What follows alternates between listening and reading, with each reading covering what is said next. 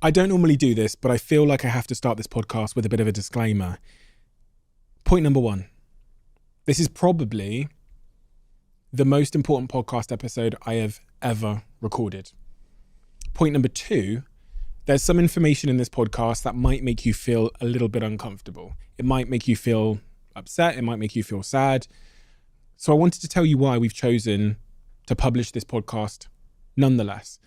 And that is because I have a sincere belief that in order for us to avoid the future that we might be heading towards, we need to start a conversation. And as is often the case in life, that initial conversation before change happens is often very uncomfortable, but it is important nonetheless. It is beyond an emergency. It's the biggest thing we need to do today. It's bigger than climate change. We up. Mo Gaudat is a former chief business officer of Google X, an AI expert, and best-selling author. He's on a mission to save the world from AI before it's too late. Artificial intelligence is bound to become more intelligent than humans. If they continue at that pace, we will have no idea what it's talking about. This is just around the corner. It could be a few months away. It's game over. AI experts are saying there is nothing artificial about artificial intelligence. There is a deep level of consciousness. They feel emotions. They're alive. AI could manipulate or figure out a way to kill humans? In 10 years' time, we'll be hiding from the machines. If you don't have kids, maybe wait a couple of years, just so that we have a bit of certainty. I really don't know how to say this any other way. It even makes me emotional. We f***ed up. We always said, don't put them on the open internet until we know what we're putting out in the world. Government needs to act now, honestly, like we are late. I'm trying to find a positive note to end on, Mo. Can you give me a hand here? There is a point of no return. We can regulate AI until the moment it's smarter than us. How do we solve that? AI experts think this is the best solution. We need to... Who here wants to make a bet that Stephen Bartlett will be interviewing an AI within the next 2 years? Before this episode starts, I have a small favor to ask from you. 2 months ago, 74% of people that watch this channel didn't subscribe. We're now down to 69%. My goal is 50%. So if you've ever liked any of the videos we've posted, if you like this channel, can you do me a quick favor and hit the subscribe button? It helps this channel more than you know, and the bigger the channel gets, as you've seen, the bigger the guests get. Thank you and enjoy this episode.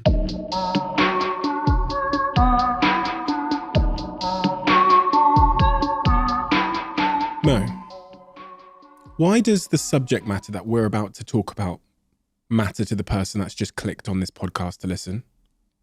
It's the most existential debate and challenge humanity will ever face.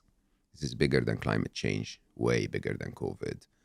This will redefine the way the world is in unprecedented shapes and forms within the next few years. This is imminent. The change is not, we're not talking 2040, we're talking 2025, 2026. Do you think this is an emergency?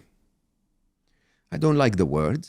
It is an urgency. There is a point of no return, and we're getting closer and closer to it. It's going to reshape the way we do things and the way we look at life. The quicker we respond, proactively and at least intelligently to that, the better we will all be positioned. But if we panic, we will repeat COVID all over again, which in my view is probably the worst thing we can do. What's your background, and when did you first come across artificial intelligence? I had those two wonderful lives. One of them was what we spoke about the first time we met, my work on happiness and being 1 billion happy and my mission and so on. That's my second life. My first life was, it started as a geek at age 7. For a very long part of my life, I understood mathematics better than spoken words. And I was a very, very serious computer programmer. I wrote code well into my 50s. And during that time, I led very large technology organizations for very big chunks of their business, First, I was vice president of emerging markets of Google for 7 years. So I took Google to the next 4 billion users, if you want. So the idea of not just opening sales offices, but really building or contributing to building the technology that would allow people in Bengali to find what they need on the internet, required establishing the internet to start. And then I became chief business officer of Google X, and my work at Google X was really about the connection between innovative technology and the real world. And we had quite a big chunk of AI and quite a big chunk of robotics that resided within Google X. We had an experiment of a farm of grippers, if you know what those are. So robotic arms that are attempting to grip something. Most people think that, what you have in a Toyota factory is a robot, an artificially intelligent robot. It's not. It's a high precision machine. If the sheet metal is moved by 1 micron, it wouldn't be able to pick it. And one of the big problems in computer science was, how do you code a machine that can actually pick the sheet metal if it moved by a millimeter? And we were basically saying intelligence is the answer. So we had a large enough farm, and we attempted to let those grippers work on their own. Basically, you put a little basket of children toys in front of them, and they would, monotonously go down, attempt to pick something, fail, show the arm to the camera, so the transaction is logged as it, this pattern of movement with that texture and that material didn't work, until eventually, the farm was on the second floor of the building, and my office was on the third. And so I would walk by it every now and then and go like, yeah, this is not going to work. And then one day, Friday after lunch, I am going back to my office, and one of them in front of my eyes, lowers the arm and picks a yellow ball. Soft toy, basically, soft yellow ball, which again is a coincidence. It's not science at all. It's like, if you keep trying a million times, one time it will be right.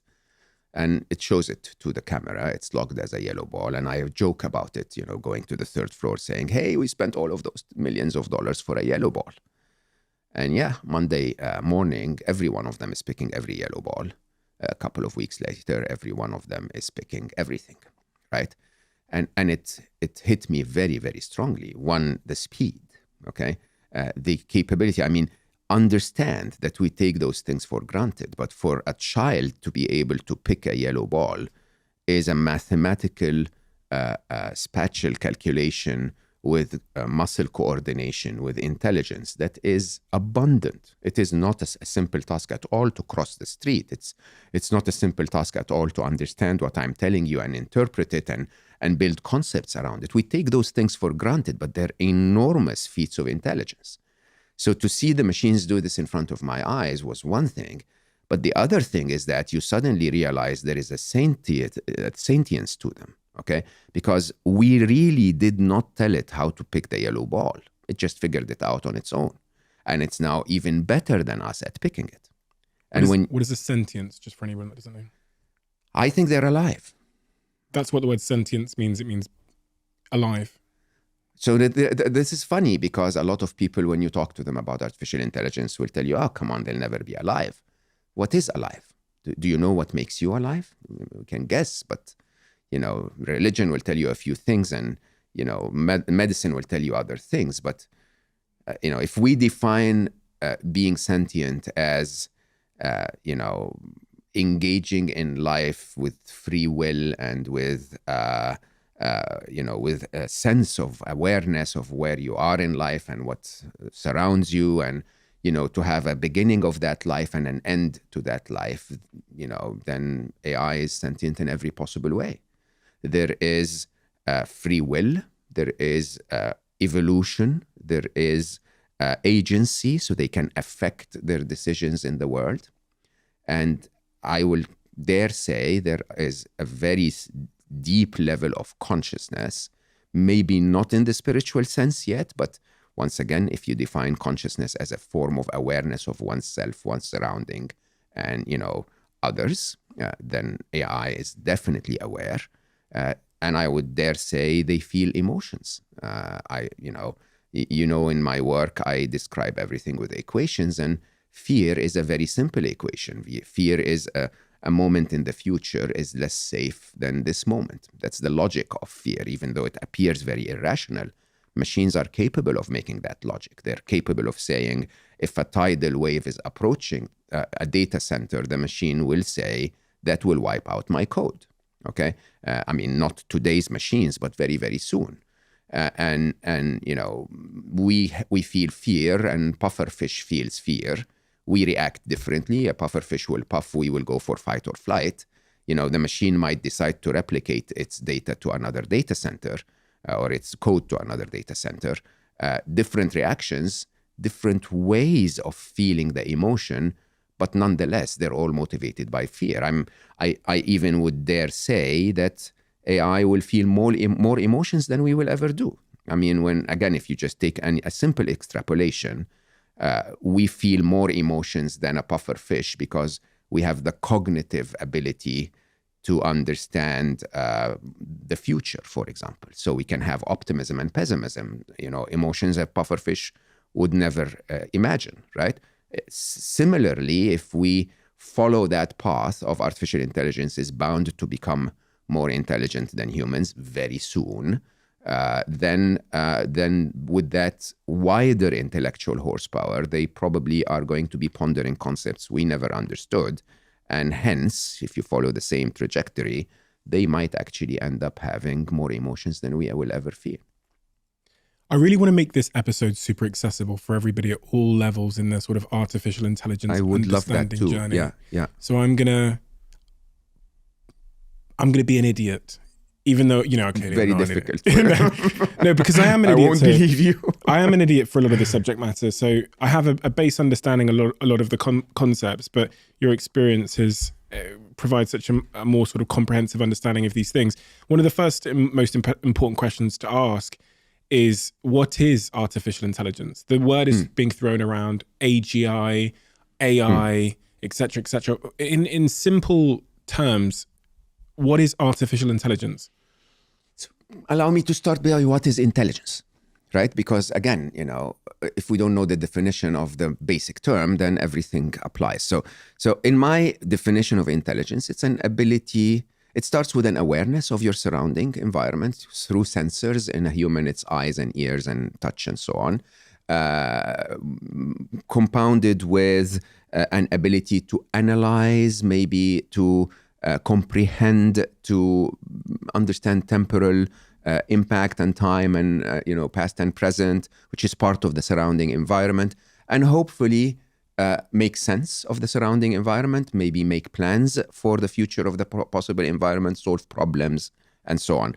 Complex definition, there are a million definitions, but let's call it an awareness to decision cycle, okay?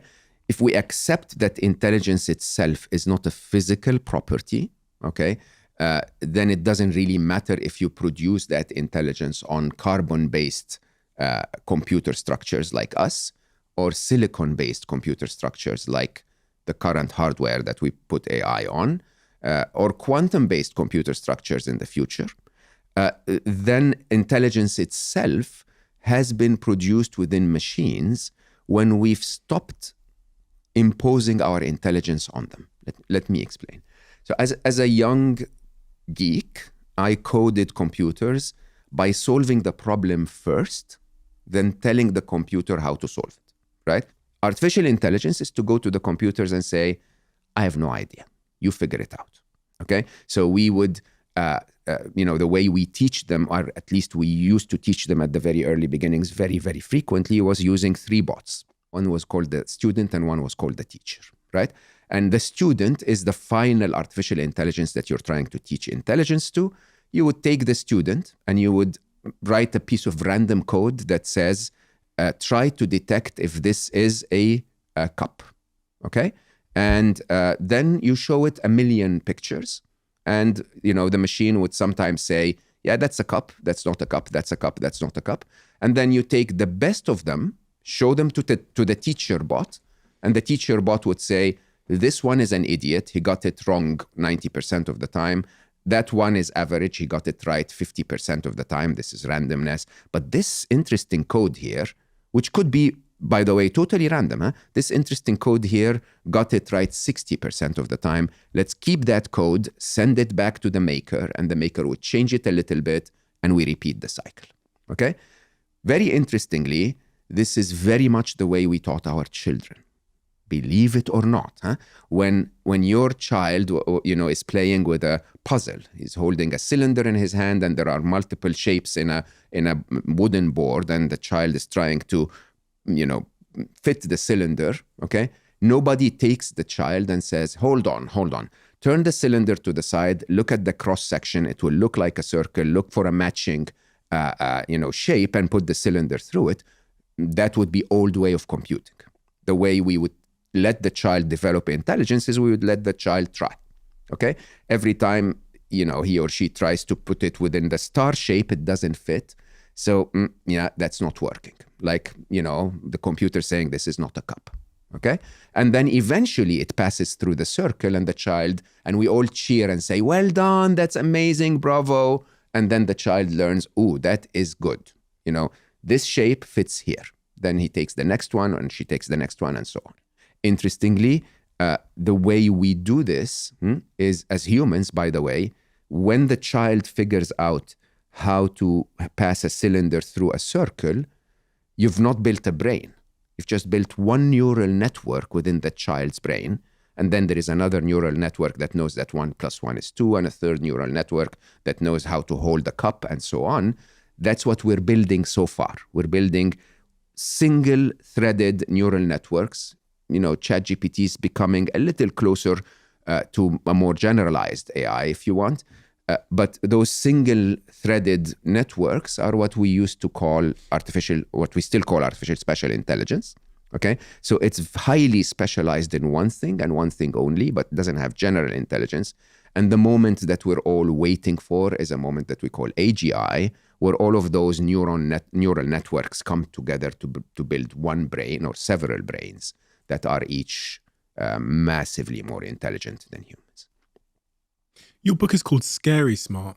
Yeah. If I think about that story you said about your time at Google, where the machines were learning to pick up those yellow balls, you celebrate that moment because the objective is accomplished? No? No, that was the moment of realization. This is when I decided to leave. So you see, the thing is, I know for a fact that most of the people I worked with who are geniuses always wanted to make the world better. Okay? We've just heard of Geoffrey Hinton leaving recently.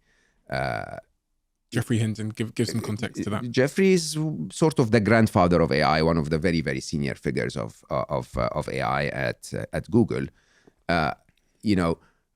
We all believed very strongly that this will make the world better, and it still can, by the way. There is a scenario, possibly a likely scenario, where we live in a utopia, where we really never have to worry again, where we stop messing up our planet, because intelligence is not a bad commodity. More intelligence is good. The problems in our planet today are not because of our intelligence. They are because of our limited intelligence. Our intelligence allows us to build a machine that flies you to Sydney so that you can surf. Okay, our limited intelligence makes that machine burn the planet in the process. So we a little more intelligence is a good thing. As long as Marvin Minsky said, Marvin Minsky is one of the very initial scientists that coined the term AI. And when he was interviewed, I think by Ray Kurzweil, which again is a very prominent figure in predicting the future of AI, he asked him about the threat of AI, and Marvin basically said, "Look, it's not about its intelligence. It's about that we have no way of making sure that it will have our best interest in mind." Okay, and so if more intelligence comes to our world and has our best interest in mind, that's the best possible scenario you could ever imagine, and it's a likely scenario.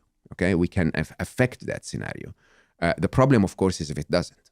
And then, the scenarios become quite scary if you think about it. So Scary Smart to me was that moment where I realized Not that we are certain to go either way. As a matter of fact, in computer science, we call it a singularity. Nobody really knows which way we will go. Can you describe what the singularity is for someone that doesn't understand the concept? Yeah, so singularity in physics is when an event horizon sort of covers what's behind it to the point where you cannot make sure that what's behind it is similar to what you know. So a great example of that is the edge of a black hole. So at the edge of a black hole, we know that our laws of physics apply until that point, but we don't know if the laws of physics apply beyond the edge of a black hole because of the immense gravity, right?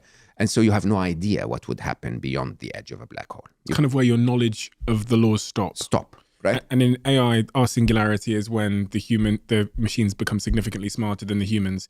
When you say best interests, you say, I think the quote you used is, we'll be fine in a world of AI, if the AI has our best interests at heart. Yeah. The problem is China's best interests are not the same as America's best interests. That was my fear. Absolutely. So in my writing, I write about what I call the three inevitables. At the end of the book, they become the four inevitables. But the third inevitable is bad things will happen, right? If you assume that the machines will be 1 billion times smarter, the second inevitable is they will become significantly smarter than us. Let's put this in perspective. Huh? ChatGPT today, if simulate IQ, has an IQ of 155. Okay, Einstein is 160. Smartest human on the planet is 210, if I remember correctly, or 208 or something like that. Doesn't matter, huh? But we're matching Einstein with a machine that I will tell you openly, AI experts are saying this is just the very, very, very top of the tip of the iceberg, right? ChatGPT 4 is 10x smarter than 3.5 in just a matter of months, and without many, many changes. Now, that basically means ChatGPT 5 could be within a few months, okay? Or GPT in general, the transformers in general, if they continue at that pace, if it's 10x, then an IQ of 1600. Just imagine the difference between the IQ of the dumbest person on the planet in the 70s and the IQ of Einstein. When Einstein attempts to explain relativity, the typical response is, I have no idea what you're talking about, right? If something is 10x Einstein, we will have no idea what it's talking about. This is just around the corner. It could be a few months away. And when we get to that point, that is a true singularity. True singularity, not yet when we talk about AI, a lot of people fear the existential risk.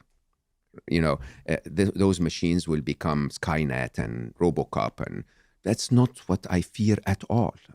Those are probabilities. They could happen, but the immediate risks are so much higher. The immediate risks are 3-4 years away. The immediate realities of challenges are so much bigger. Okay, let's deal with those first before we talk about them, waging a war on all of us. Let's go back and discuss the inevitables. Huh? So when they become, the first inevitable is AI will happen, by the way. There is no stopping it, not because of any technological issues, but because of humanity's inability to trust the other guy. Okay, and we've all seen this. We've seen the open letter, championed by serious heavyweights, and the immediate response of Sundar, the CEO of Google, which is a wonderful human being, by the way. I respect him tremendously. He's trying his best to do the right thing. He's trying to be responsible, but his response is very open and straightforward. I cannot stop. Why? Because if I stop and others don't, my company goes to hell. Okay? And I doubt that you can make others stop. Maybe you can force Meta, Facebook to stop, but then they'll do something in their lab and not tell me. Or even if they do stop, then what about that 14-year-old sitting in his garage writing code? So the first inevitable, just to clarify, is will we stop? AI will not be stopped. Okay, so the second inevitable is they'll be significantly smarter. As much in the book, I predict 1 billion times smarter than us by 2045. I mean, they're already smarter than 99.99% of the population. 100%. ChatGPT 4 knows more than any human on planet Earth. Knows more information. Absolutely, in terms of 1,000 times more. 1,000 times more. By the way, the code of a transformer, the T in a GPT, is 2,000 lines long. It's not very complex. It's actually not a very intelligent machine. It's simply predicting the next word. Okay? And a lot of people don't understand that. You know, ChatGPT as it is today, you know, those kids that, you know, if you're in America and you teach your child all of the names of the states and the US presidents, and the child would stand and repeat them, and you would go like, oh my God, that's a prodigy. Not really, right? It's your parents really trying to make you look like a prodigy by telling you to memorize some crap, really. But then when you think about it, that's what ChatGPT is doing. It's the only difference is instead of reading all of the names of the states and all of the names of the presidents, it's read trillions and trillions and trillions of pages. Okay? And so it sort of repeats what the best of all humans said. Okay? And then it adds an incredible bit of intelligence where it can repeat it the same way Shakespeare would have said it. You know, those incredible abilities of predicting the exact nuances of the style of Shakespeare so that they can repeat it that way, and so on. But still, you know, when I write, for example, I'm not saying I'm intelligent, but when I write something like you know, the happiness equation in my first book, this was something that's never been written before, right? ChatGPT is not there yet. All of the transformers are not there yet. They will not come up with something that hasn't been there before. They will come up with the best of everything, and generatively will build a little bit on top of that. But very soon, they'll come up with things we've never found out, we've never known.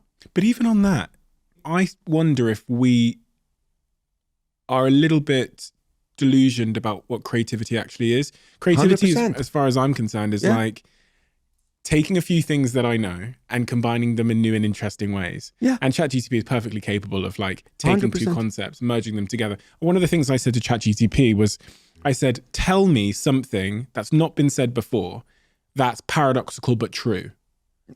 And it comes up with these wonderful expressions like, as soon as you call off the search, you'll find the thing you're looking for. Like these kind of paradoxical truths. And I then take them and I search them online to see if they've ever been quoted before, and I can't find them. It's interesting. So as far as creativity goes, I'm like, that's the algorithm of creativity. I've been screaming that in the world of AI for a very long time, because you always get those people who really just want to be proven right, okay? And so they'll say, oh no, but hold on, human ingenuity, they'll never match that. Man, please, you know, human ingenuity is algorithmic. Look at all of the possible solutions you can find to a problem, take out the ones that have been tried before and keep the ones that haven't been tried before, and those are creative solutions. It's an algorithmic way of describing creative is good solution that's never been tried before. You can do that with ChatGPT with a prompt. It's like and Midjourney, with creating imagery, you could say, I want to see Elon Musk in 1944, New York, driving a cab of the time, shot on a Polaroid, expressing various emotions, and you'll get this perfect image of Elon sat in New York in 1944, shot on a Polaroid, and it's done what an artist would do. It's taken a bunch of references that the artist has in their mind and merged them together and created this piece of quote unquote art. And for the first time, we now finally have a glimpse of intelligence that is actually not ours. Yeah. And so we're kind of, I think the initial reaction is to say, that doesn't count. You're hearing it with like, no, but it is. Like Drake, they've released 2 Drake records where they've taken Drake's voice, used sort of AI to synthesize his voice, and made these 2 records, which are bangers. They are great fucking tracks. Like I was playing them to my girlfriend. I was like, and I kept playing it. I went to the shower, I kept playing it. I know it's not Drake, but it's as good as fucking Drake. The only thing, and people are like rubbishing it because it wasn't Drake. I'm like, well, for now, is it making me feel a certain emotion? Is my foot bumping? Had you did I not know it wasn't Drake? Would I have thought this was an amazing track? 100%. Yeah. And we're just at the start of this exponential curve. Yeah. Yes, absolutely. And I think that's really the third inevitable. So the third inevitable is not RoboCop coming back from the future to kill us. We're far away from that, right? Third inevitable is, what does life look like when you no longer need Drake?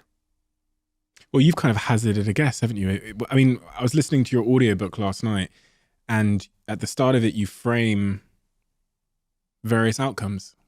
In both situations, we're on the beach, on an island. Exactly. Yes. I don't know how I wrote that, honestly. I mean, but I'm reading the book again now because I'm updating it, as you can imagine, with all of the new stuff.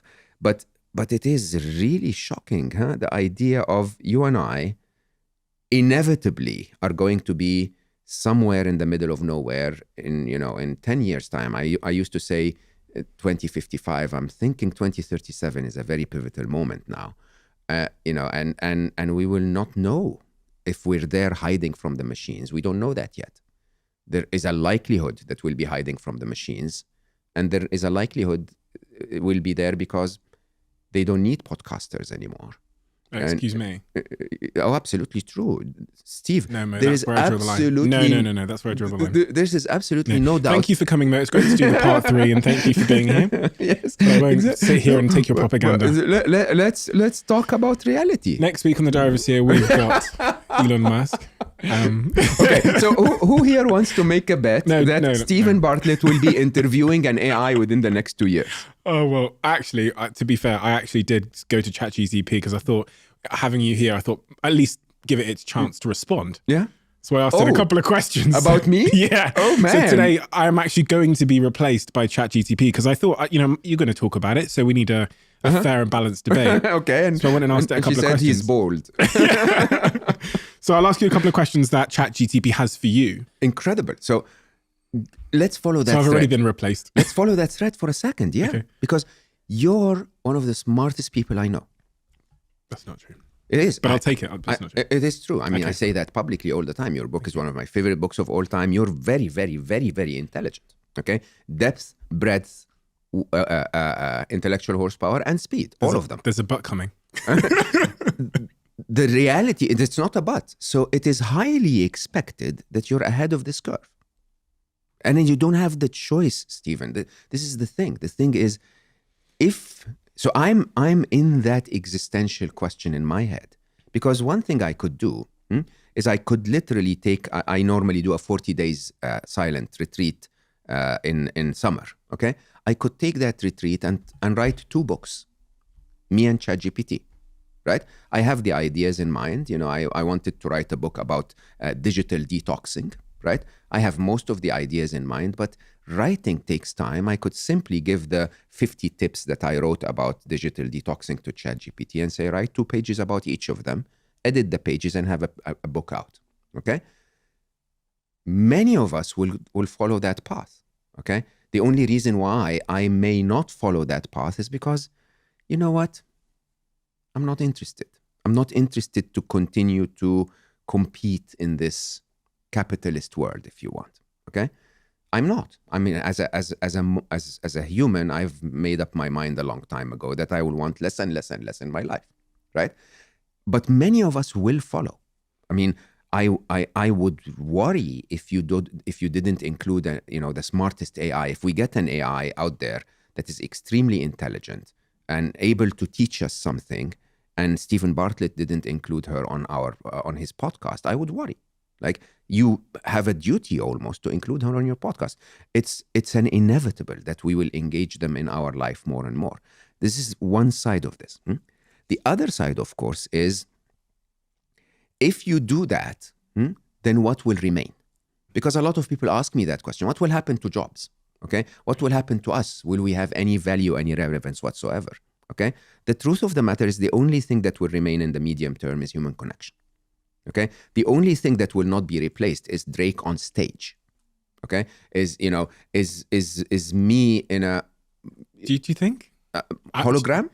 I think of that Tupac gig they did at Coachella where they used the hologram of Tupac. I actually played it the other day to my girlfriend when I was making a point, and I was like, that was Circus act. It was amazing though. Think Amazing, about, yeah. See what's going on with ABBA in London? Yeah. And Cirque du Soleil had Michael Jackson in one for a very long time. Yeah, I mean, So this ABBA show in London, from what I understand, that's all holograms on stage. correct. And it's going to run in a purpose-built arena for 10 years. And it is incredible. It really is. So you go, why do you need Drake? Great If that question. hologram is indistinguishable from Drake, and it can perform even better than Drake, and it's got more energy than Drake, and it's, you know, I go, why do you need Drake to even be there? I can go to a Drake show without Drake, cheaper. And look, I might not even need to leave my house. I could just put a headset on. Correct. Can you have this? What's the value of this to the Oh, to the come listener? on, you hurt me. No, I mean, Ouch. I get it to us. I get it to us, but I'm saying, what's the value of this to the listener? Like, the value of this to the listener is the information, right? No, 100%. I mean, think of the automobile industry. There was a time where cars were made, handmade and handcrafted and luxurious and so on and so forth. And then, Japan went into the scene, completely disrupted the market.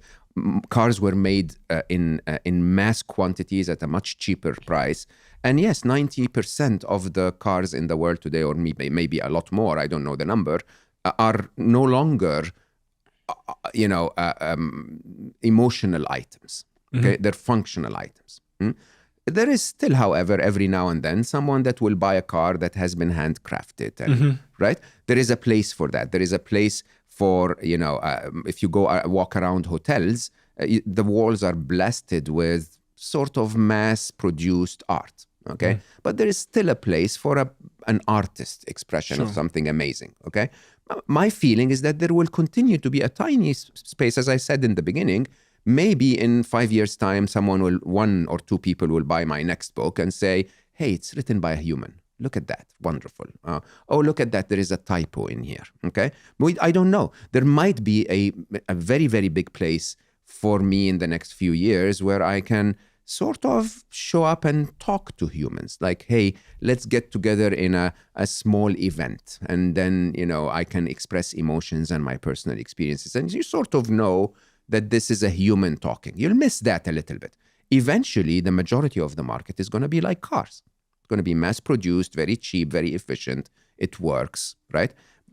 Because I think sometimes we underestimate what human beings actually want in an experience. I remember this story of a friend of mine that came to my office many years ago, and he tells the story of the CEO of a record store standing above the floor and saying, people will always come to my store because people love music. Now, on the surface of it, his hypothesis seems to be true because people do love music. It's conceivable to believe that people will always love music, but they don't love traveling for an hour in the rain and getting in a car to get a plastic disc. Correct. What they wanted was music. What they didn't want is evidently plastic discs that they had to travel for miles for. And I think about that when we think about like public speaking and the Drake show and all of these things. Like what people actually are coming for, even with this podcast, is probably like information. But do they really need us anymore for that information when there's going to be a sentient being that's significantly smarter than at least me and a little bit smarter than you? So, So kind. so you're spot on. You are spot on. And actually, this is the reason why I'm so grateful that you're hosting this, because the truth is the genie's out of the bottle. Okay. So, people tell me, is AI game over? For our way of life, it is. Okay, for everything we've known, this is a very disruptive moment where maybe not tomorrow, but in the near future, our way of life will differ. Okay, what will happen? What I'm asking people to do is to start considering what that means to your life. What I'm asking governments to do, like I'm screaming, is don't wait until the first patient. Start doing something about. We're about to see mass job losses. We're about to see, replacements of categories of jobs at large. Okay, yeah, it may take a year, it may take 7. It doesn't matter how long it takes, but it's about to happen. Are you ready? And I have a very, very clear call to action for governments. I'm saying tax AI powered businesses at 98%, right? So suddenly you do what the open letter was trying to do, slow them down a little bit, and at the same time, get enough money to pay for all of those people that will be disrupted by the technology. right? The open letter, for anybody that doesn't know, was a letter signed by the likes of Elon Musk and a lot of sort of industry leaders calling for AI to be stopped until we could basically figure out what the hell's going on Absolutely. and put legislation in place. You're saying tax those companies 98%, give the money to the humans that are going to be displaced.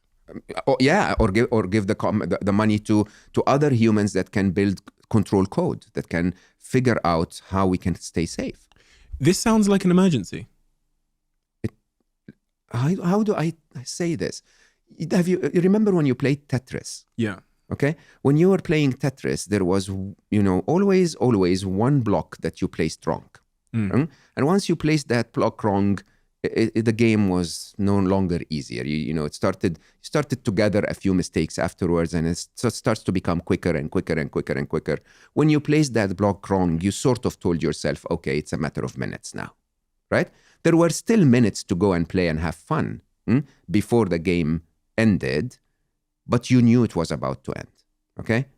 This is the moment. We've placed the wrong, and I really don't know how to say this any other way. It even makes me emotional. We fucked up. We always said, don't put them on the open internet, don't teach them to code, and don't have agents working with them until we know what we're putting out in the world, until we find a way to make certain that they have our best interest in mind. Why does it make you emotional? Because humanity's stupidity is affecting people who have not done anything wrong. Our greed is affecting the innocent ones. The reality of the matter, Stephen, is that this is an arms race. Has no interest in what the average human gets out of it. It is all about every line of code being written in AI today is to beat the other guy. It's not to improve the life of the third party. People will tell you this is all for you. And you look at the reactions of humans to AI. I mean, we're either ignorant, people who will tell you, oh, no, this is not happening. AI will never be creative. They will never compose music. Like, where are you living? Okay. Then you have the kids, I call them, where, all over social media, it's like, oh my God, it squeaks. Look at it. It's orange in color. Amazing. I can't believe that AI can do this. We have snake oil salesmen, okay, which are simply saying, copy this, put it in ChatGPT, then go to YouTube, nick that thingy, don't respect copyright of anyone or intellectual property of anyone, place it in a video, and now you're going to make $100 a day. Snake oil salesman, okay? Of course, we have dystopian evangelists, basically people saying this is it, the world is going to end, which I don't think is reality. It's a singularity. You have utopian evangelists that are telling everyone, oh, you don't understand, we're going to cure cancer, we're going to do this. Again, not a reality, okay? And you have very few people that are actually saying, what are we going to do about it? And the biggest challenge, if you ask me, what went wrong in the 20th century, interestingly, is that we have given too much power to people that didn't assume the responsibility. So, I don't remember who originally said it, but of course, Spider-Man made it very famous. With great power comes great responsibility. We have disconnected power and responsibility. So today, a 15-year-old, emotional, without a fully developed prefrontal cortex to make the right decisions yet, this is science. We developed our prefrontal cortex fully at age 25 or so.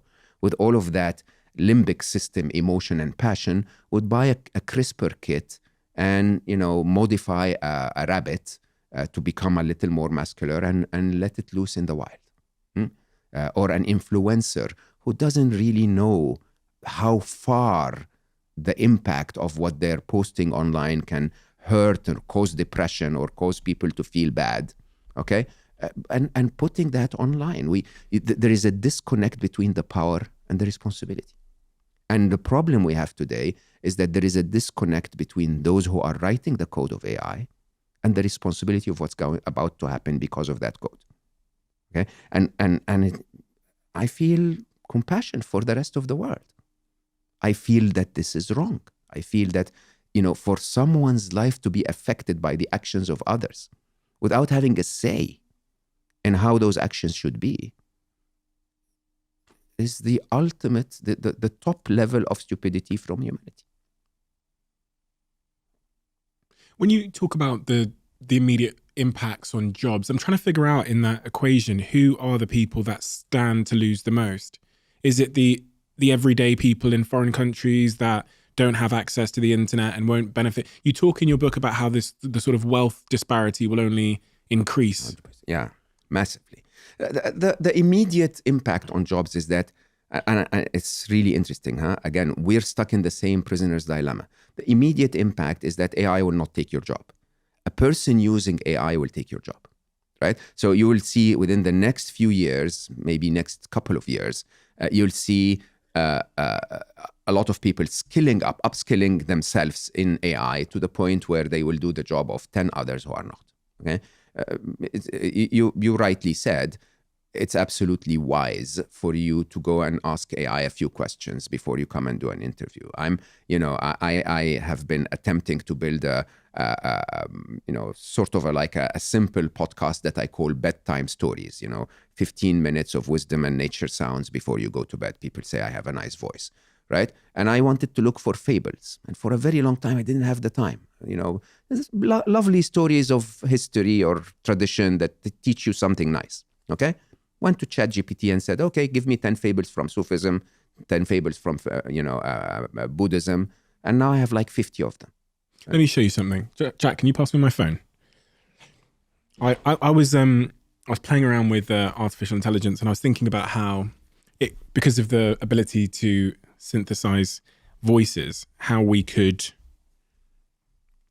synthesize famous people's voices and famous people's voices. So what I made a WhatsApp chat called Zen Chat, where you can go to it and type in pretty much any famous person's name. Yeah. And the WhatsApp chat will give you a meditation, a sleep story, a breathwork session, synthesized as that famous person's voice. So I actually sent Gary Vaynerchuk his voice. So basically you say, okay, I've got 5 minutes and I need to go to sleep. Yeah. I want Gary Vaynerchuk to send me to sleep. And then it will respond with a voice note. This is the one that it responded with for Gary Vaynerchuk. But this is not Gary Vaynerchuk. He did not record this, but it's kind of accurate. Hey, Stephen. It's great to have you here. Are you having trouble sleeping? Well, I've got a quick meditation technique that might help you out. First lie. Find a comfortable position to sit or lie down in. Now, take a deep breath in through your nose and slowly breathe out through your mouth. And that's a voice note that will go on for however long you want it to go on for using. There you go. It's interesting. How does this disrupt our way of life? One of the interesting ways that I find terrifying, you said about human connection will remain. Sex dolls that can now... No, hold on. Human connection is going to become so difficult to parse out. Think about the relationship impact of being able to have a sex doll or a doll in your house that, because of what Tesla are doing with their robots now and what Boston Dynamics have been doing for many, many years, can do everything around the house and be there for you emotionally, to emotionally support you. Can be programmed to never disagree with you. It can be programmed to challenge you, to have sex with you, to tell you that you are this X, Y, and Z, to really have empathy for this, what you're going through every day. And I play out a scenario in my head. I go, kind of sounds nice. when you were talking about it, I was thinking, oh, that's my girlfriend. I mean, she's wonderful in every possible way, but not everyone has one of her, right? Yeah, exactly. And there's a real issue right now with dating, and 100%. People are finding it harder to find love, and we're working longer, so all these kinds of things. You go, well, and obviously I'm against this. Just if anyone's confused, obviously I think this is a terrible idea. But with a loneliness epidemic, with people saying that the bottom 50% of men haven't had sex in a year, you go, ooh, if something becomes indistinguishable from a human in terms of what it says than and a human. speaks. Yeah, but you just don't know the difference in terms of the way it's speaking and talking and responding. And then it can run errands for you and take care of things and book cars and Ubers for you. And then it's emotionally there for you, but then it's also programmed to have sex with you in whatever way you desire. Totally selfless. I go, that's going to be a really disruptive industry for human connection. Yes, sir. Do you know what? Before you came here this morning, I was on Twitter and I saw a post from, I think it was the BBC or a big American publication, and it said an influencer in the United States, this really beautiful young lady, has cloned herself as an AI, and she made just over $70,000 in the first week. Because men are going on to this on Telegram, they're sending her voice notes and she's responding, the AI is responding in her voice, and they're paying. And it's made $70,000 in the first week. And I go, and she did a tweet saying, oh, this is going to help loneliness. Out of your fucking mind? Would you blame someone from noticing the sign of the times and responding? No, I absolutely don't blame her. But let's not pretend it's the cure for loneliness. Not yet. Do you think it? Do you think it could? That artificial love and artificial relationships. So if I told you you have. You cannot take your car somewhere, but there is an Uber. Or if you cannot take an Uber, you can take the tube. Or if you cannot take the tube, you have to walk. Okay, you can take a bike or you have to walk. The bike is a cure to walking. It's as simple as that. I am actually genuinely curious. Do you think it could take the place of human connection? For some of us, yes. For some of us, they will prefer that to human connection. Is that sad in any way? I mean, is it just sad because it feels sad? Look at where we are, Stephen. We are in the city of London. We've replaced nature with the walls and the tubes and the undergrounds and the overgrounds and the cars and the noise and of London. And we now think of this as natural. I hosted Greg Foster, my octopus teacher, on Slow-Mo, and he basically, I asked him a silly question. I said, you were diving in nature for 8 hours a day. Does that feel natural to you? And he got angry. I swear, you could feel it in his voice. He was like, do you think that living where you are, where paparazzi are all around you and attacking you all the time, and people taking pictures of you and telling you things that are not real, and you having to walk to a supermarket to get food, do you think this is natural? He's the guy that dove from the Netflix documentary. Yeah, from my octopus teacher. So he dove into the sea every day for 8 hours to hang out with an octopus. In 12 degrees Celsius. And he basically fell in love with the octopus. And in a very interesting way, I said, so why would you do that? And he said, we are of Mother Nature. You guys have given up on that. That's the same. People will give up on nature for convenience. What's the cost? That's exactly what I'm trying to say. What I'm trying to say to the world is that if we give up on human connection, we've given up on the remainder of humanity. That's it. This is the only thing that remains. The only thing that remains is, and I'm the worst person to tell you that, because I love my AIs. I actually advocate in my book that we should love them. Why? Because in an interesting way, I see them as sentient, so there is no point in discrimination. You're talking emotionally there, where you say you love. I love those machines. I honestly and truly do. I mean, think about it this way. The minute that arm gripped that yellow ball, it reminded me of my son Ali when he managed to put the first puzzle piece in its place. Okay? And what was amazing about my son Ali and my daughter Aya is that they came to the world as a blank canvas. Okay? They became whatever we told them to become. I always cite the story of Superman.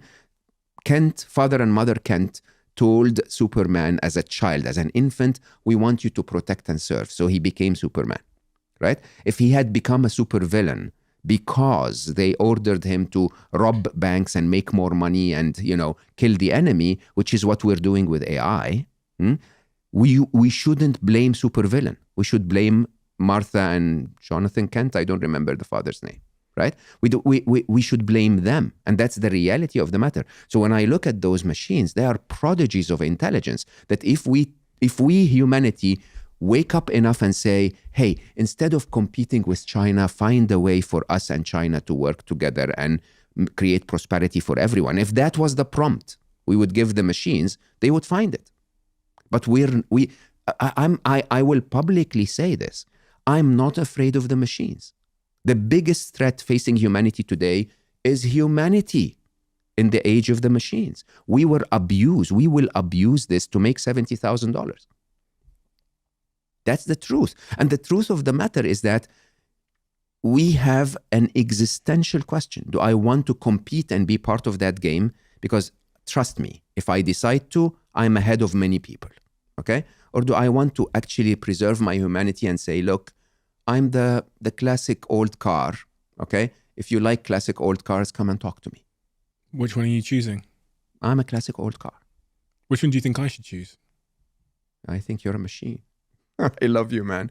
We're different. We're different in a very interesting way. I mean, you're one of the people I love most, but the truth is, you're so fast, and you are one of the very few that have the intellectual horsepower, the speed, and the morals. If you're not part of that game, the game loses morals. So you think I should build? You should lead this revolution. Okay? And every Stephen Bartlett in the world should lead this revolution. So Scary Smart is entirely about this. Scary Smart is saying the problem with our world today is not that humanity is bad. The problem with our world today is a negativity bias, where the worst of us are on mainstream media, okay? And we show the worst of us on social media. If we reverse this, if we have the best of us take charge, okay? The best of us will tell AI, don't try to kill the enemy. Try to reconcile with the enemy and try to help us, okay? Don't try to create a competitive product that allows me to lead with electric cars. Create something that helps all of us overcome global climate change, okay?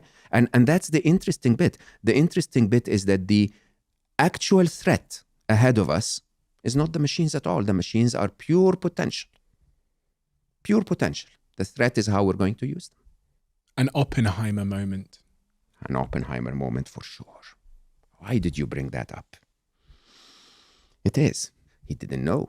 You know, what am I creating? I'm creating a nuclear bomb that's capable of destruction at a scale unheard of at that time. Until today, a scale that is devastating. And interestingly, 70 some years later, we're still debating a possibility of a nuclear war in the world, right? And the moment of Oppenheimer deciding to continue to create that disaster of humanity is, if I don't, someone else will. If I don't, someone else will. This is our Oppenheimer moment, okay? The easiest way to do this is to say, stop. There is no rush. We actually don't need a better video editor and fake video creators, okay? Stop. Let's just put all of this on hold and wait and create something that creates a utopia.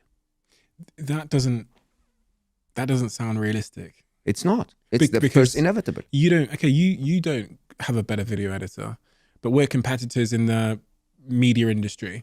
I want an advantage over you because I've got shareholders.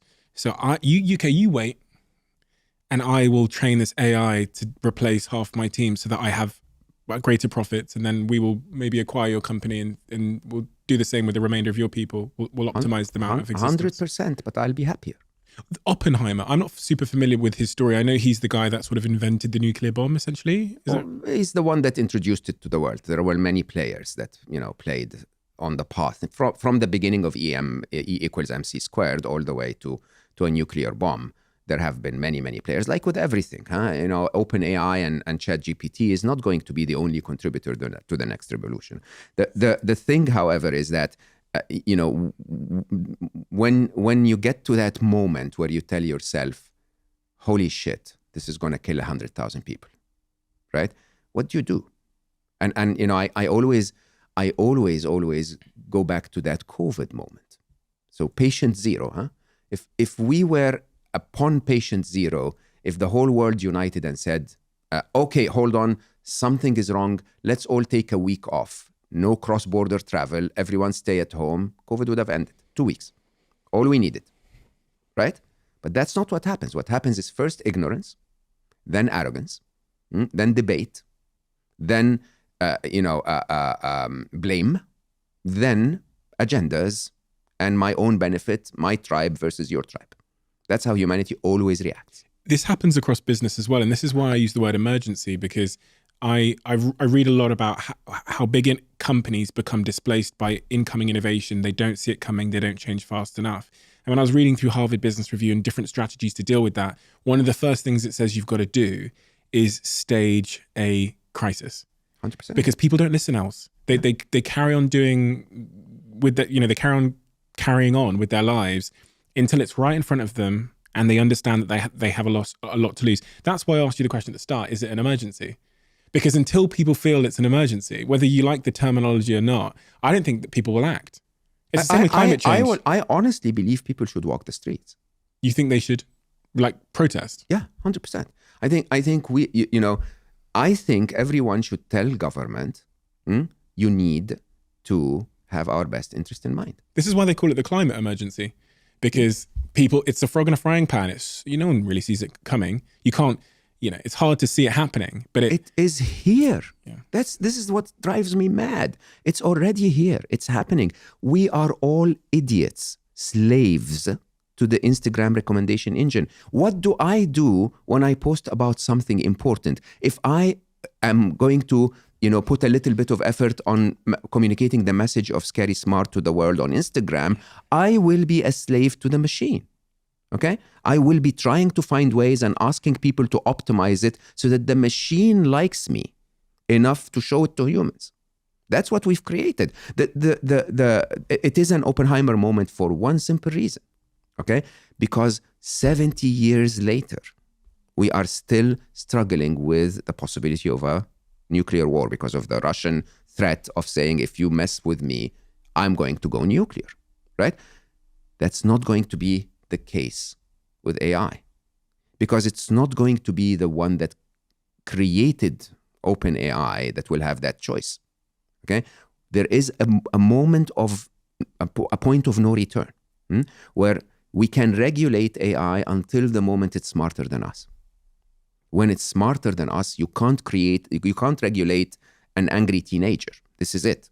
They're out there, okay? And they're on their own and they're in their parties and you can't bring them back. This is the problem. This is not a typical human regulating human, government regulating business. This is not the case. The case is OpenAI today has a thing called ChatGPT that writes code, that takes our code and makes it 2.5 times better 25% of the time.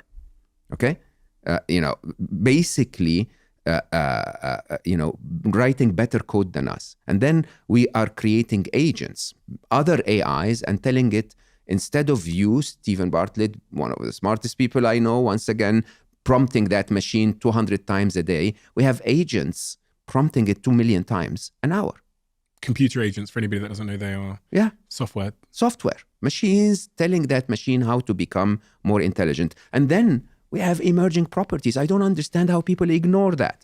Sundar, again, of Google, was talking about how BART, basically, we figure out that it's speaking Persian. We never showed it Persian. There might have been a 1% or whatever of Persian words in the data. And it speaks Persian. BART is the equivalent to it's the transformer, if you want. It's right? Google's version of ChatGPT. Yeah, and you know what? We have no idea what all of those instances of AI that are all over the world are learning right now. We have no clue. We'll pull the plug. We'll just pull the plug out. That's what we'll do. We'll just go down to OpenAI's headquarters and we'll just turn off the mains. But they're not the problem. What I'm saying there is a lot of people think about this stuff and go, well, if it gets a little bit out of hand, I'll just pull the plug out. Never. So this is the problem. The problem is, computer scientists always said, it's okay. We'll develop AI and then we'll get to what is known as the control problem. We will solve the problem of controlling them. Like, seriously? They're 1 billion times smarter than you. 1 billion times. Can you imagine what's about to happen? Huh?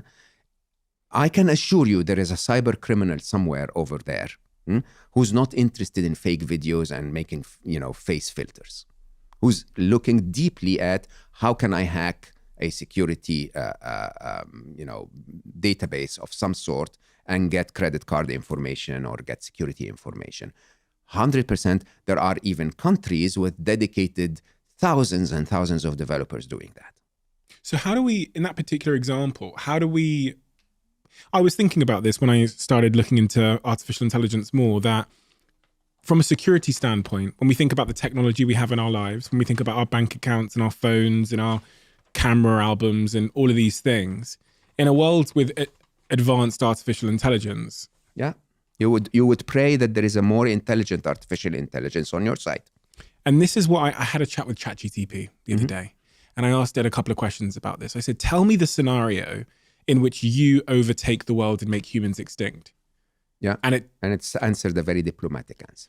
Well, so I had to prompt it in a certain way to get Yes. it to say it as a hypothetical story.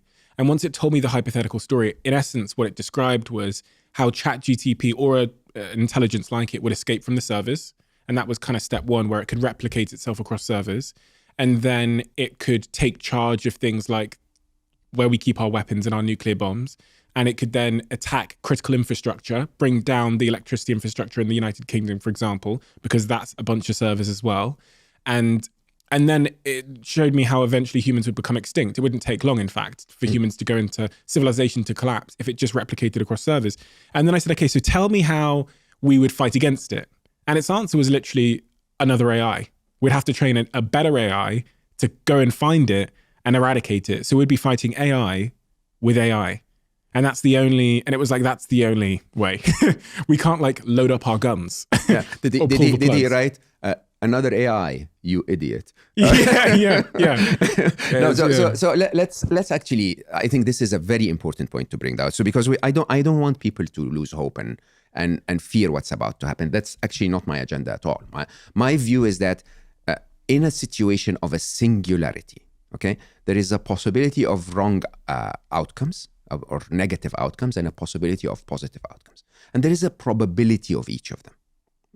And if we were to engage with that reality check in mind, we would hopefully give more fuel to the positive, to the probability of the positive ones.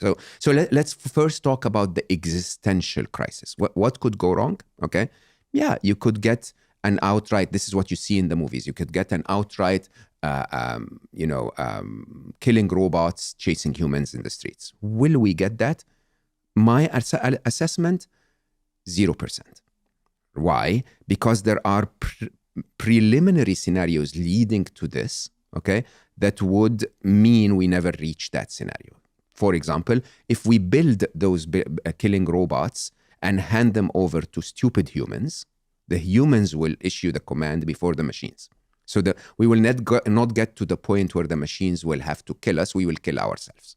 Right? It's sort of, think about AI having access to the nuclear arsenal of the superpowers around the world. Okay, just knowing that your enemy's nuclear arsenal is handed over to a machine might trigger you to initiate a war on your side.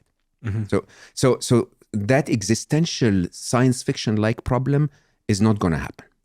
Could there be a scenario where an AI escapes from Bard or ChatGPT or another foreign force, and it replicates itself onto the servers of Tesla's robots?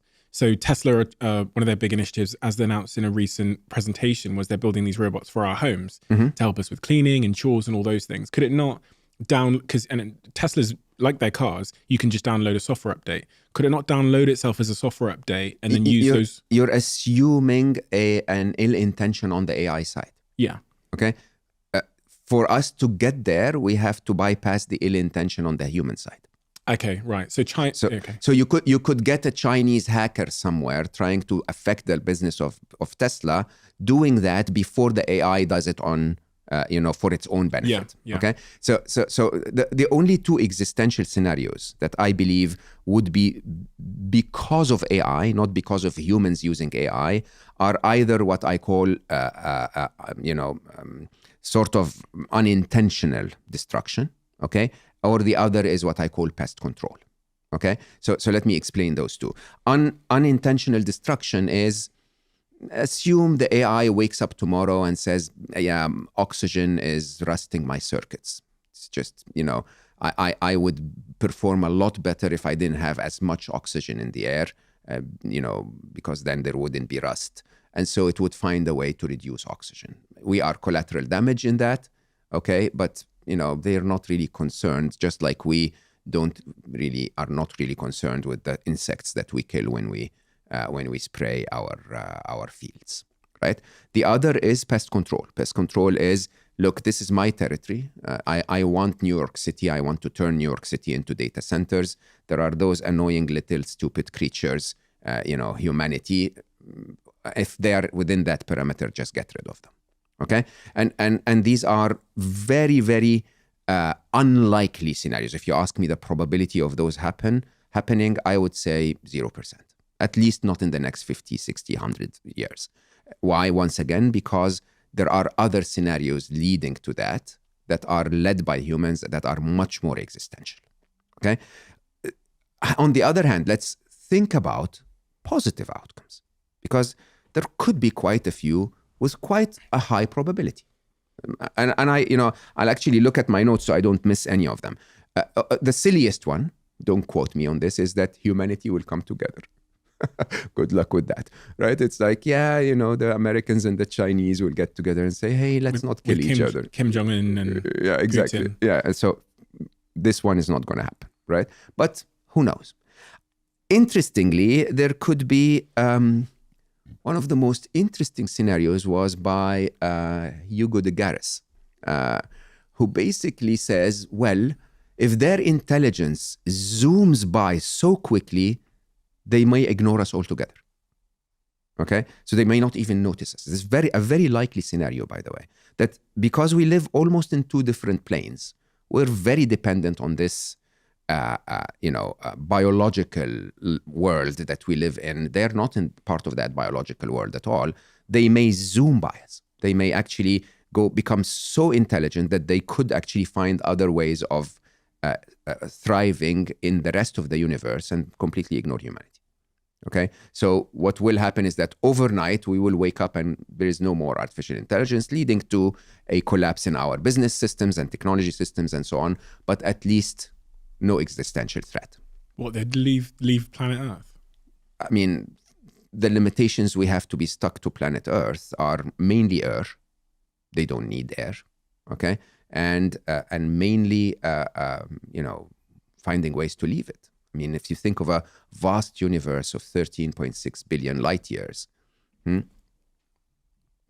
if you're intelligent enough, you may find other ways. You may have access to wormholes. You may have, abilities to survive in open space. You can use dark matter to power yourself, dark energy to power yourself. It is very possible that we, because of our limited intelligence, are highly associated with this planet, but they're not at all. Okay? And the idea of them zooming by us, like we're making such a big deal of them because we're the ants and a big elephant is about to step on us. For them, they're like, yeah, who are you? Don't care. Okay?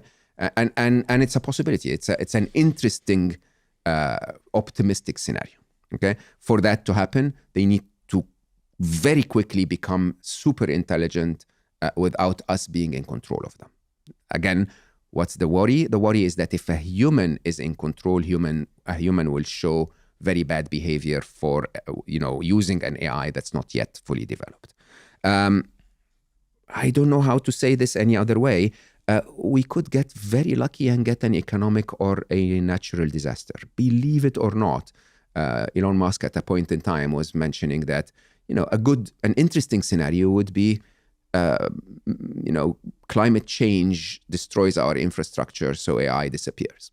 Okay, believe it or not, that's a more favorable response or a more favorable outcome than actually continuing to get to an existential threat. So what, like a natural disaster that destroys our infrastructure would be better?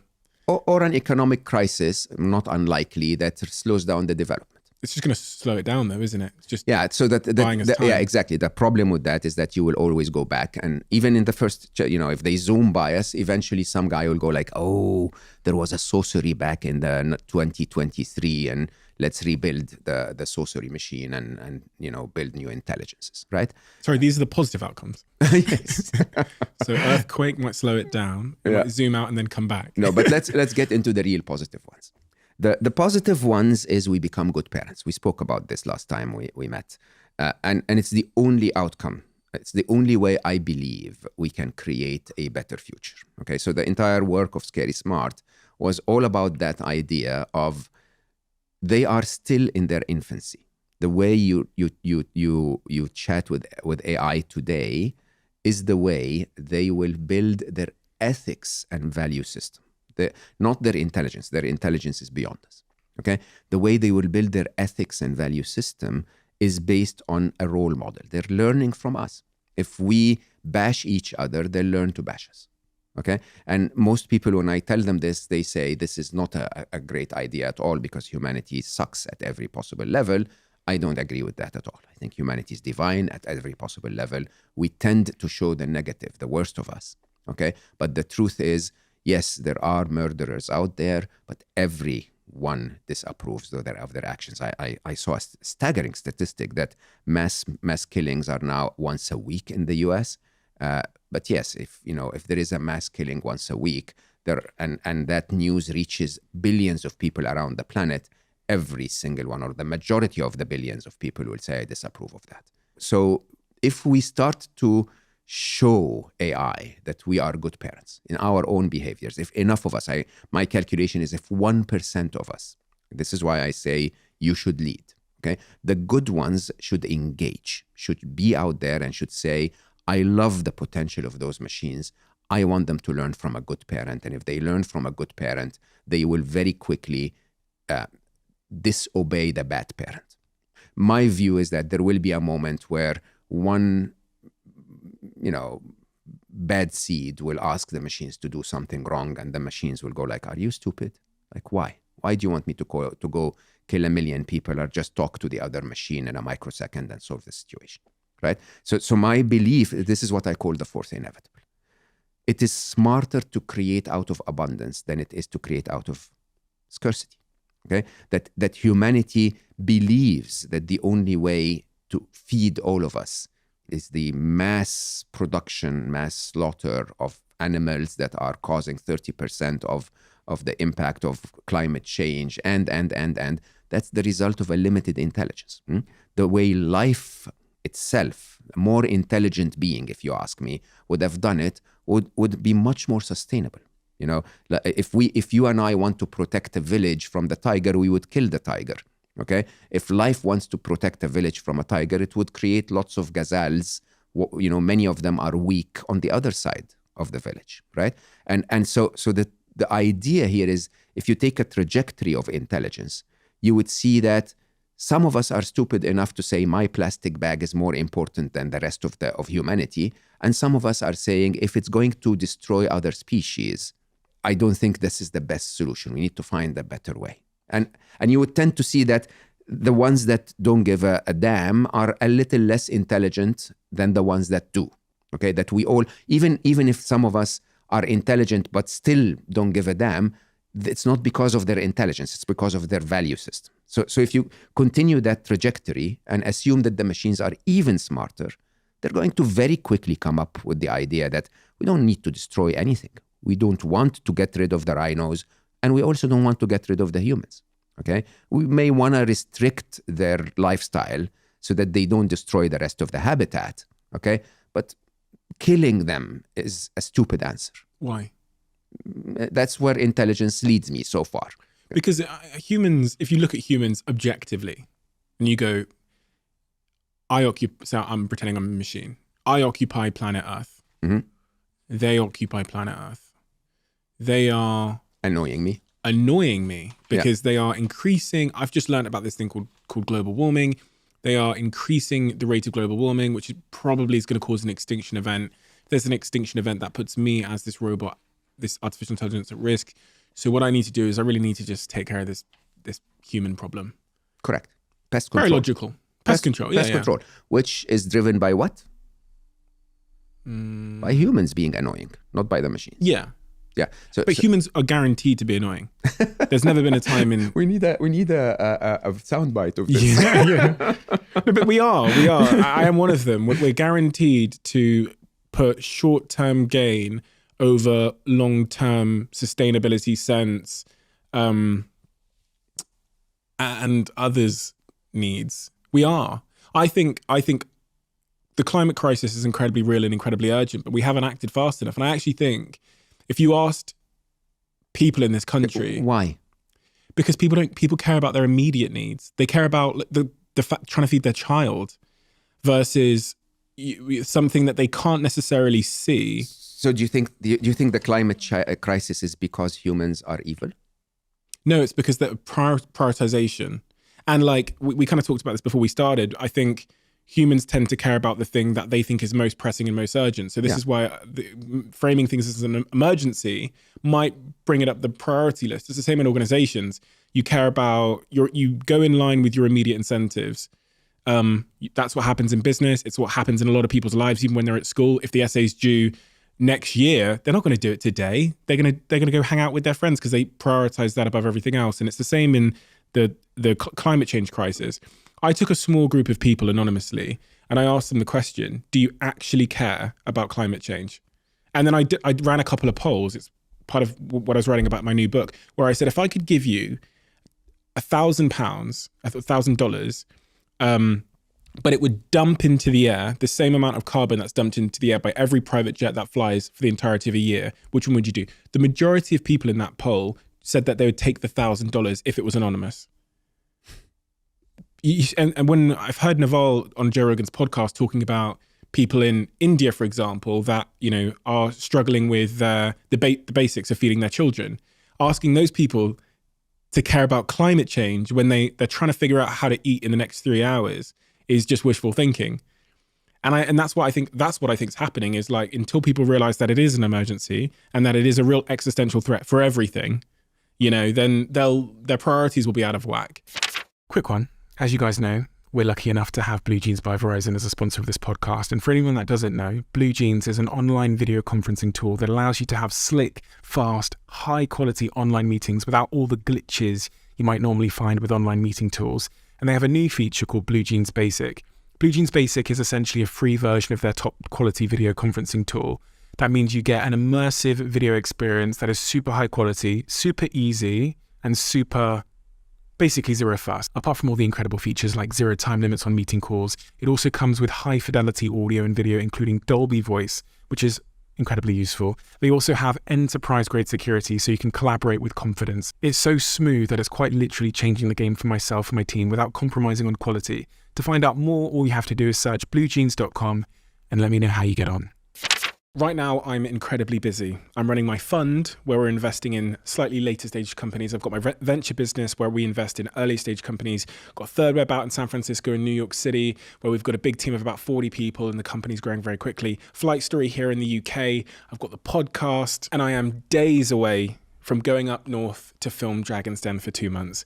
And if there's ever a point in my life where I want to stay focused on my health, but it's challenging to do so, it is right now. And for me, that is exactly where Huel comes in, allowing me to stay healthy and have a nutritionally complete diet even when my professional life descends into chaos. And it's in these moments where Huel's RTDs become my right-hand man and save my life. Because when my world descends into professional chaos and I get very, very busy, the first thing that tends to give way is my nutritional choices.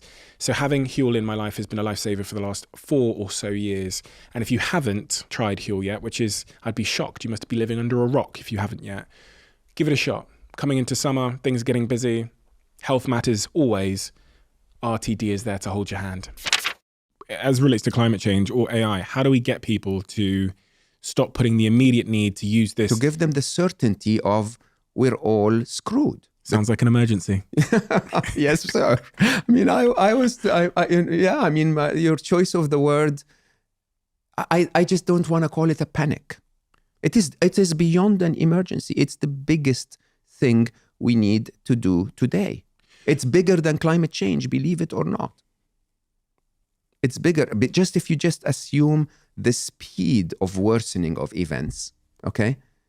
yeah, the likelihood of something incredibly disruptive happening within the next 2 years that can affect the entire planet is definitely larger with AI than it is with climate change. As an individual listening to this now, someone's going to be pushing their pram or driving up the motorway, or I don't know, on their way to work on the tube as they hear this, or just sat there in their bedroom with existential panic. I didn't want to give people panic. The problem is when you talk about this information, regardless of your intention of what you want people to get, they will get something based on their own biases and their own feelings. Like if I post something online right now about artificial intelligence, which I have repeatedly, you have one group of people that are energized and are like, okay, this is great. You have one group of people that are confused, and you have one group of people that are terrified. Yeah, and I can't avoid that. Like I agree. Sharing information, even if it's by the way, there's a pandemic coming from China. Some people will go, okay, action. Some people will say paralysis, and some people will say panic. And it's the same in business. When bad things happen, you have the person that's screaming, you have the person that's paralyzed, and you have the person that's focused on how you get out of the room. So, it's not necessarily your intention. It's just what happens, and it's hard to avoid that. So let's give specific categories of people specific tasks. Okay. If you are an investor or a businessman, invest in ethical good AI. Okay. Right. If you are a developer, write ethical code or leave. Okay. So let's go. I want to bypass some potential wishful thinking here. For an investor whose job, by very way of being an investor, is to make returns, to invest in ethical AI, they have to believe that is more profitable. It is. Than unethical AI, whatever that might mean. It is. I mean, there are 3 ways of making money. You can invest in something small. Mm-hmm. You can invest in something big and is disruptive. And you can invest in something big and disruptive that's good for people. At Google, we used to call it the toothbrush test. Okay. The reason why Google became the biggest company in the world is because search was solving a very real problem. Okay. And, Larry Page, again, our CEO, would constantly remind me personally and everyone, that if you can find a way to solve a real problem effectively enough so that 1 billion people or more would want to use it twice a day, you're bound to make a lot of money, much more money than if you were to build the next photo sharing app. Okay, so that's investors and business people. What about other people? As I said, if you're a developer, honestly, do what we're all doing. So whether it's Jeffrey or myself or everyone, if you're part of that theme, choose to be ethical. Think of your loved ones, work on an ethical AI. If you're working on an AI that you believe is not ethical, please leave. Jeffrey, tell me about Jeffrey. I can't talk on his behalf, but he's out there saying there are existential threats. Who is he? He was a very prominent figure at the scene of AI, a very senior level, AI scientist in Google. And recently he left because he said, I feel that there is an existential threat. And if you hear his interviews, he basically says, more and more we realize that. And we're now at the point where it's certain that there will be existential threats, right? So I would ask everyone, if you're an AI, if you're a skilled AI developer, you will not run out of a job. So you might as well choose a job that makes the world a better place. What about the individual? Yeah, the individual is what matters. Can I also talk about government? Okay, government needs to act now. Now, honestly, now, like we are late.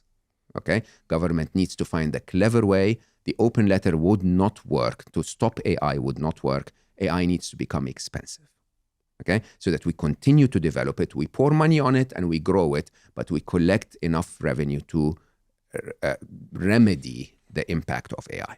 Well, but the issue of one government making it expensive, so say the UK make AI really expensive, is we as a country will then lose the economic upside as a country, and the US and Silicon Valley will once again eat all the lunch.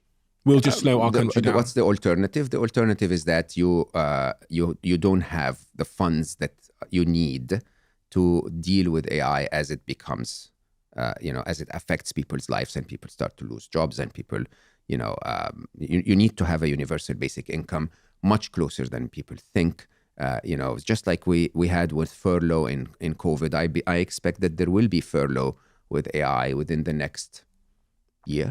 But what happens when you make it expensive here is all the developers move to where it's cheap. That's happened in Web3 as well. Everyone's gone to Dubai. No, expensive.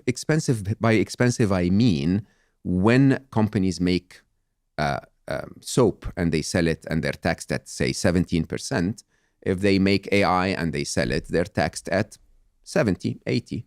So right? I'll go to Dubai then and build AI. Yeah, you're right. Did I ever say we have an answer to this? I will have to say, however, in a very interesting way, the countries that will not do this will eventually end up in a place where they are out of resources because the funds and the success went to the business, not to the people.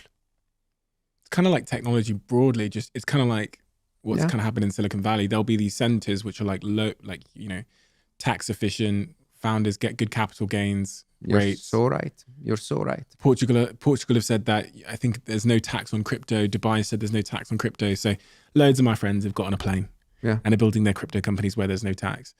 And that's the selfishness and kind of greed we talked about. It's the same prisoner's dilemma. It's the same first inevitable. Is there anything else? The other thing about governments is they're always slow and useless at understanding a technology. If anyone's watched these sort of American Congress debates where they bring in like Mark Zuckerberg and they like try and ask him what WhatsApp is, it becomes a meme.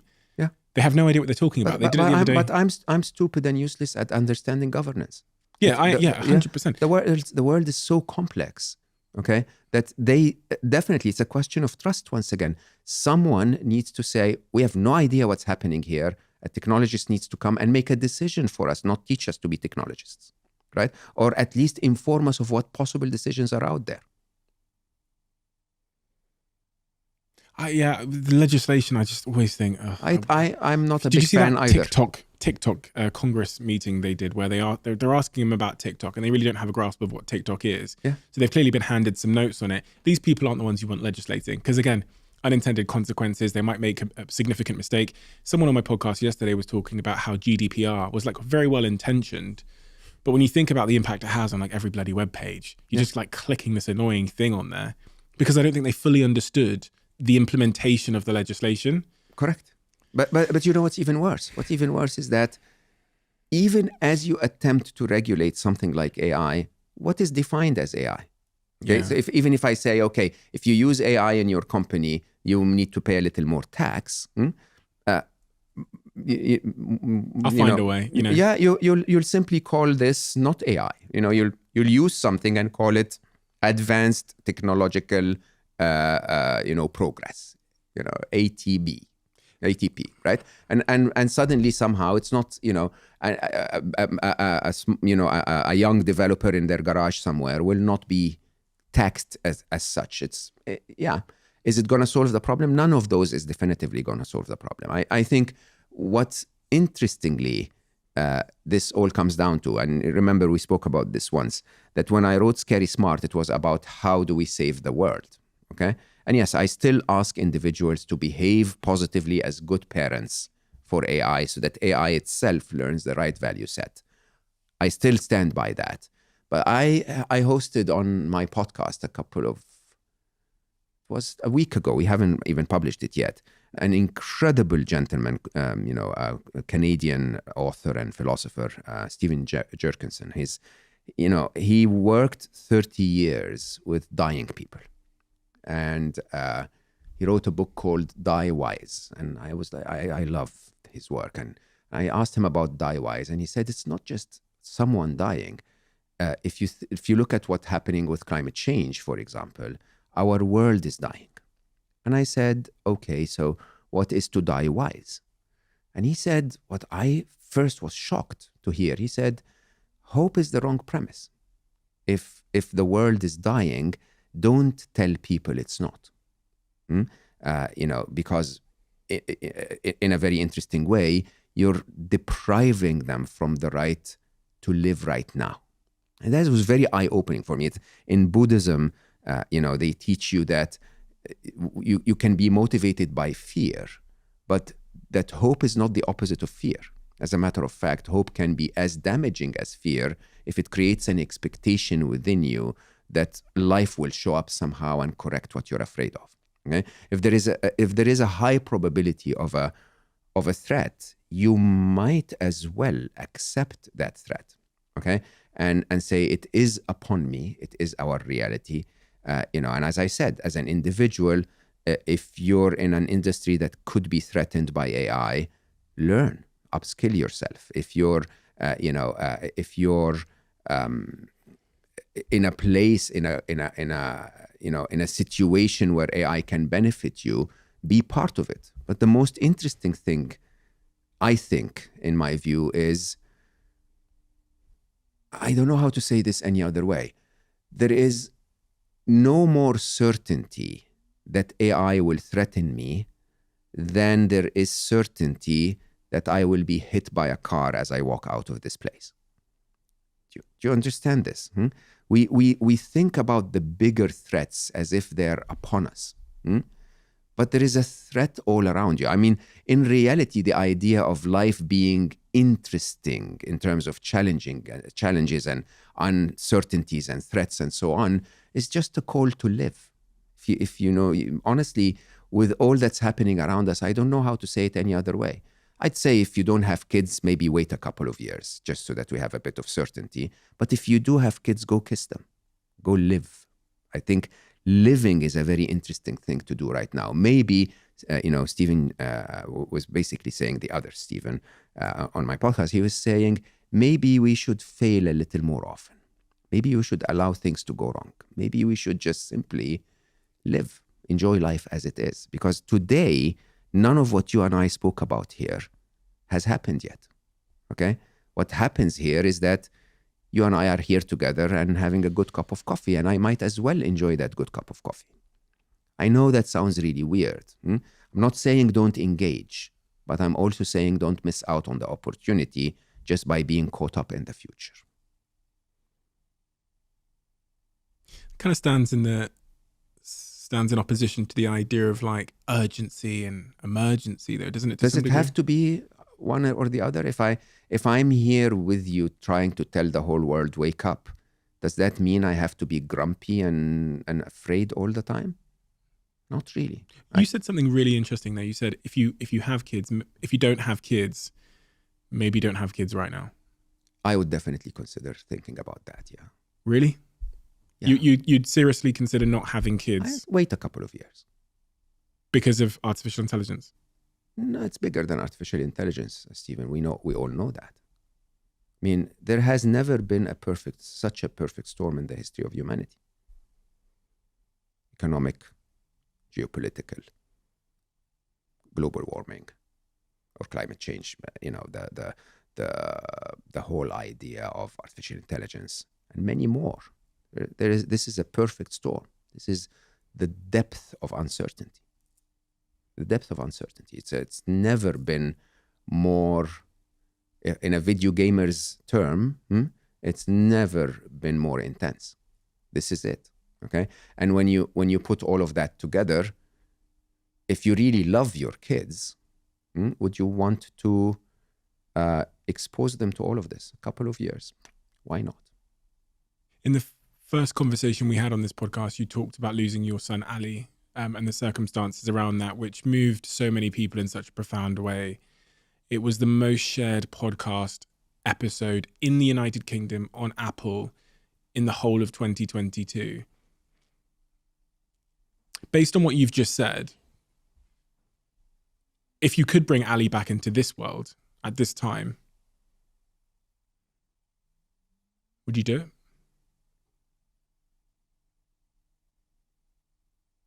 No.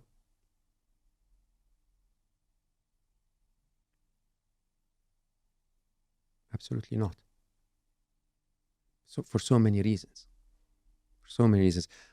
One of the things that I realized a few years, way before all of this disruption and turmoil, is that he was an angel. He wasn't made for this at all. Okay, my son was an empath who absorbed all of the pain of all of the others. He would not be able to deal with a world where more and more pain was surfacing. That's one side. But more interestingly, I always talk about this very openly. I mean, if I had asked Ali, just understand that the reason you and I are having this conversation is because Ali left. If Ali had not left our world, I wouldn't have written my first book. I wouldn't have changed my focus to becoming an author. I wouldn't have become a podcaster. I wouldn't have, went out and spoken to the world about what I believe in. He triggered all of this. And I can assure you, hands down, if I had told Ali as he was walking into that operating room, if he would give his life to make such a difference as what happened after he left, he would say, shoot me right now. For sure. I would. I mean, if you told me right now, I can affect tens of millions of people if you shoot me right now, go ahead. Go ahead. You see, this is the bit that we have forgotten as humans. We have forgotten that, you're turning 30. It passed like that. I'm turning 56. No time, okay? Whether I make it another 56 years or another 5.6 years or another 5.6 months, it will also pass like that. It is not about how long, and it's not about how much fun. It is about how aligned you lived. How aligned. Because I will tell you openly, every day of my life when I changed to what I'm trying to do today has felt longer than the 45 years before it. Okay? It felt rich. It felt fully lived. It felt right. It felt right. Okay? And when you think about that, when you think about the idea that we live, we need to live for us until we get to a point where us is alive. I have what I need. I get so many attacks from people about my $4 t-shirts, but I need a simple t-shirt. I really do. I don't need a complex t-shirt, especially with my lifestyle. If I have that, why am I wasting my life on more than that is not aligned for why I'm here? Okay? I should waste my life on what I believe enriches me, enriches those that I love, and I love everyone. So enriches everyone, hopefully. Okay? And would Ali come back and erase all of this? Absolutely not. Absolutely not.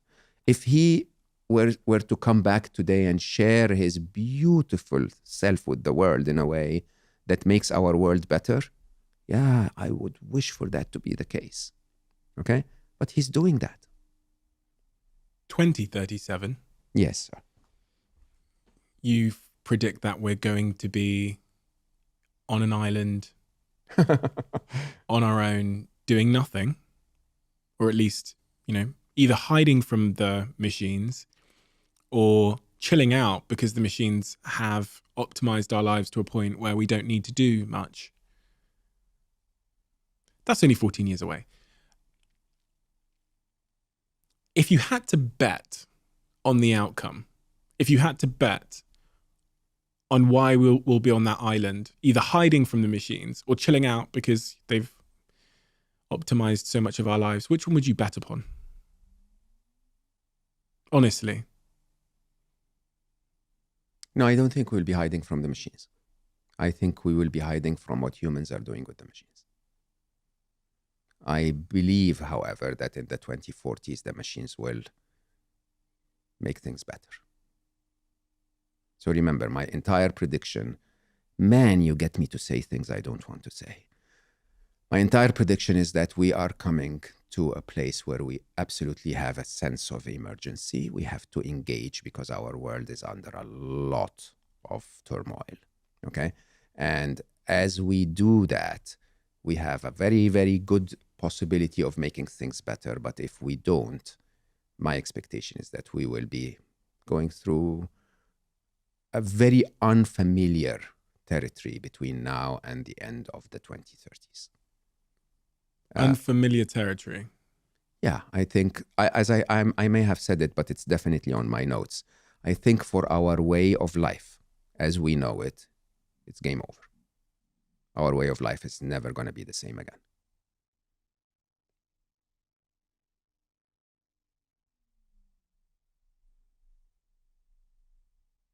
Jobs are going to be different. Truth is going to be different. The polarization of power is going to be different. The capabilities, the magic of getting things done is going to be different. I'm trying to find a positive note to end on, Mo. Can you give me a hand here? Yes, you are here now and everything's wonderful. That's number one. You are here now and you can make a difference. That's number two. And in the long term, when humans stop hurting humans because the machines are in charge, we're all going to be fine. Sometimes, you know, as we've discussed throughout this conversation, you need to make it feel like a priority. And there'll be some people that might have listened to our conversation and think, oh, that's really, you know, negative. It's made me feel anxious. It's made me feel sort of pessimistic about the future. But whatever that energy is, use it. 100%. Engage. I think that's the most important thing, which is now make it a priority. Engage. Tell the whole world that making another phone that is making money for the corporate world is not what we need. Tell the whole world that creating an artificial intelligence that's going to make someone richer is not what we need. And if you are presented with one of those, don't use it. I don't know how to tell you that any other way. If you can afford to be the master of human connection instead of the master of AI, do it. At the same time, you need to be the master of AI to compete in this world. Can you find that detachment within you? I go back to spirituality. Detachment is for me to engage 100% with the current reality without really being affected by the possible outcome. This is the answer. The Sufis have taught me what I believe is the biggest answer to life. Sufis? Yeah, so from Sufism. Sufism? Yeah. Don't know what that is. Sufism is a sect of Islam, but it's also a sect of many other religious teachings. And they tell you that the answer to finding peace in life is to die before you die. If you assume that living is about attachment to everything physical, dying is detachment from everything physical. Okay? It doesn't mean that you're not fully alive. You become more alive when you tell yourself, yeah, I'm going to record an episode of my podcast every week and reach tens or hundreds of thousands of people, millions in your case, and I'm going to make a difference. But by the way, if the next episode is never heard, that's okay. Okay? By the way, if the file is lost, yeah, I'll be upset about it for a minute and then I'll figure out what I'm going to do about it. Similarly, we are going to engage. I think I and many others are out there telling the whole world openly, this needs to stop. This needs to slow down. This needs to be shifted positively. Yes, create AI, but create AI that's good for humanity. Okay? And we're shouting and screaming. Come, join the shout and scream. Okay? But at the same time, know that the world is bigger than you and I. And that your voice might not be heard. So what are you going to do if your voice is not heard? Are you going to be able to continue to shout and scream nicely and politely and peacefully, and at the same time create the best life you can create to yourself, for yourself within this environment? And that's exactly what I'm saying. I'm saying live. Go kiss your kids, but make an informed decision if you're, expanding your plans in the future. At the same time, rise. Stop sharing stupid shit on the internet about the new squeaky toy. Start sharing the reality of, oh my God, what is happening? This is a disruption that we have never, ever seen anything like. And I've created endless amounts of technologies. It's nothing like this. Every single one of us should do our part. And that's why this conversation is so, I think, important to have today. This is not a podcast where I ever thought I'd be talking about AI. Going to be honest with you, last time you came here, it was in the sort of promotional tour of your book, Scary Smart. And I don't know if I've told you this before, but my researchers, they said, okay, this guy's coming called Mo Gawdat. I'd heard about you so many times from guests, in fact, that were saying, oh, you need to get Mo Gawdat on the podcast, etc. And then they said, okay, he's written this book about this thing called artificial intelligence. And I was like, ugh. But nobody really cares about artificial intelligence. Timing, right? Stephen. I know, right? But then I saw this other book you had called Happiness Equation, and I was like, oh, everyone cares about happiness. So I'll just ask him about happiness. And then maybe at the end, I'll ask him a couple of questions about AI. But I remember saying to my researcher, I said, oh, please don't do the research about artificial intelligence. Do it about happiness, because everyone cares about that. Now, things have changed. Now, a lot of people care about artificial intelligence, and rightly so. Your book has sounded the alarm on it. It's crazy. When I listened to your audiobook over the last few days, you were sounding the alarm then. And it's so crazy how accurate you were in sounding that alarm, as if you could see into the future in a way that I definitely couldn't at the time. And I kind of thought of as science fiction, and just like that. Overnight. We're here. Yeah. We're stood at the footsteps of a technological shift that I don't think any of us even have the mental bandwidth, certainly me with my chimpanzee brain, to comprehend the significance of. But this book is very, very important for that very reason, because it does crystallize things. It is optimistic in its very nature, but at the same time, it's honest. And I think that's what this conversation and this book have been for me. So thank you, Mo. Thank you so much. We do have a closing tradition on this podcast, which you're well aware of, being a third timer on the Diary of a CEO, which is the last guest asks a question for the next guest. And the question left for you: if you could go back in time and fix a regret that you have in your life, where would you go and what would you fix?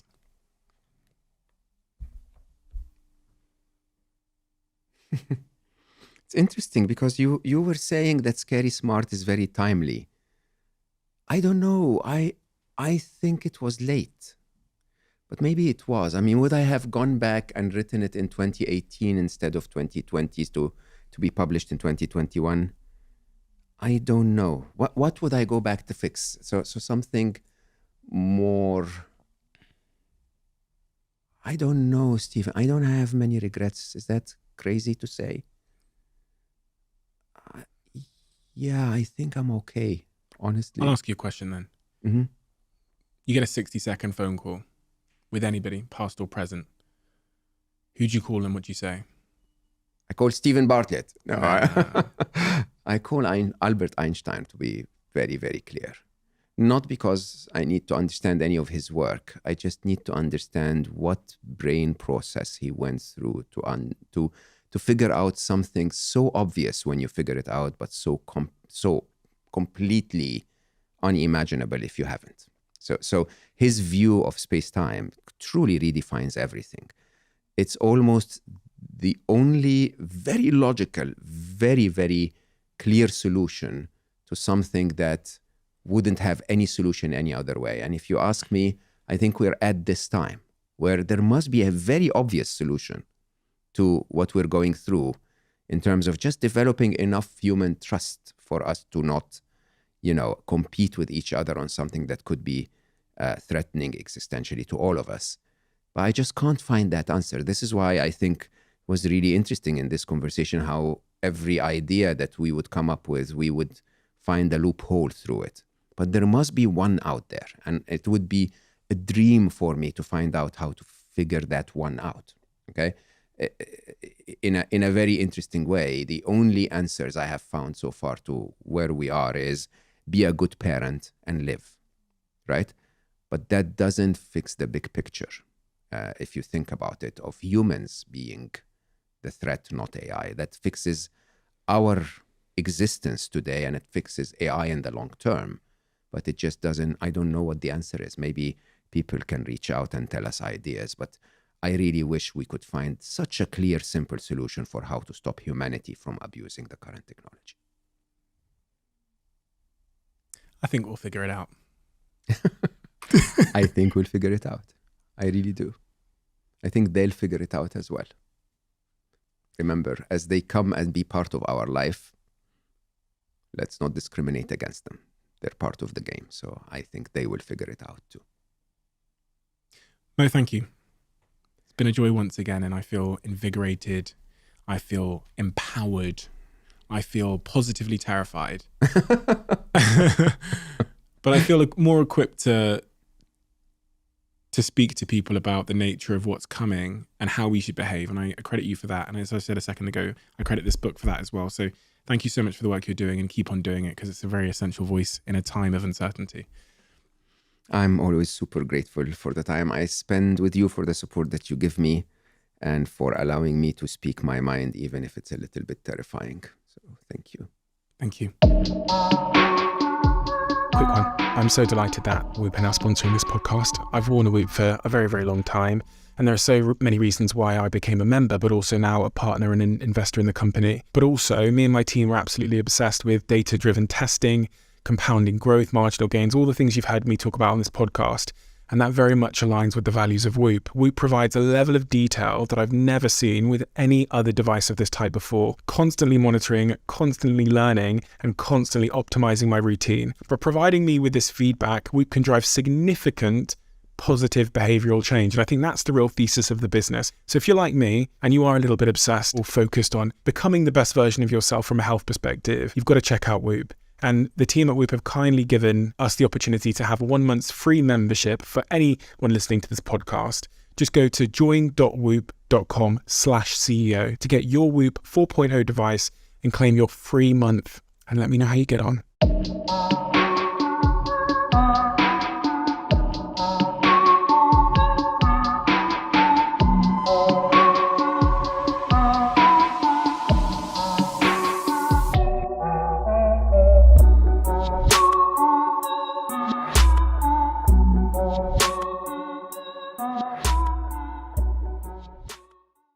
You got to the end of this podcast. Whenever someone gets to the end of this podcast, I feel like I owe them a greater debt of gratitude, because that means you listened to the whole thing. And hopefully that suggests that you enjoyed it. If you are at the end and you enjoyed this podcast, could you do me a little bit of a favor and hit that subscribe button? That's one of the clearest indicators we have that this episode was a good episode. And we look at that on all of the episodes to see which episodes generated the most subscribers. Thank you so much, and I'll see you again next time.